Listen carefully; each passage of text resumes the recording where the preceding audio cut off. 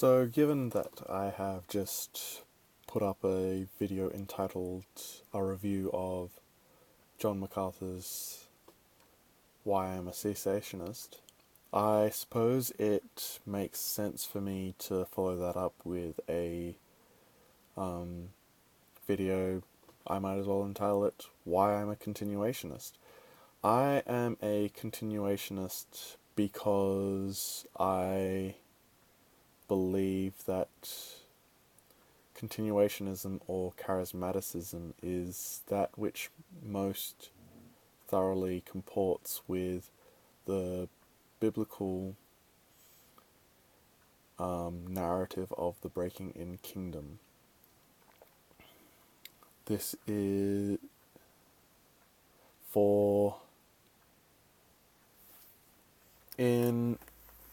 when Jesus stood up in the synagogue at Nazareth, he quoted from the book of Isaiah. And it is this that I think sums up why it is that the church should take back its understanding of the charismatic gifts. Isaiah 61, The Spirit of the Lord God is upon me, because the Lord has anointed me to bring good news to the poor. He has sent me to bind up the brokenhearted, to proclaim liberty to the captives, and the opening of the prison to those who are bound, to proclaim the year of the Lord's favour, and the vengeance of our God, to comfort all who mourn, to grant those who mourn in Zion, to give them a beautiful headdress instead of ashes, the oil of gladness instead of mourning, the garment of praise instead of a faint spirit, that they may be called oaks of righteousness, the planting of the Lord, that he may be glorified. They shall build up the ancient ruins, they shall raise up the former devastations, they shall repair the ruined cities. Strangers shall stand and tend your flocks, foreigners shall be your ploughmen and vine dressers, but you shall be called priests of the Lord. They shall speak of you as the ministers of our God. You shall eat the wealth of the nations, and in their glory you shall boast. Instead of your shame there shall be a double portion.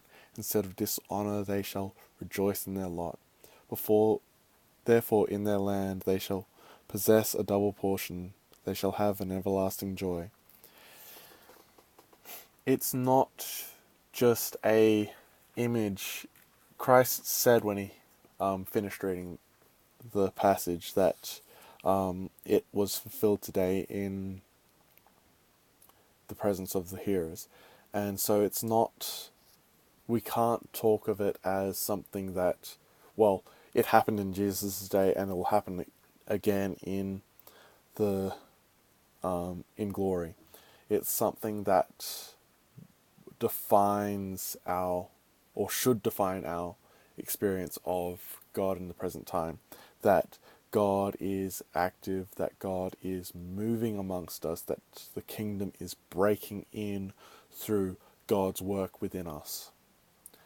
And ultimately, it's because of that view of God's breaking in the kingdom that I believe we should be expectant of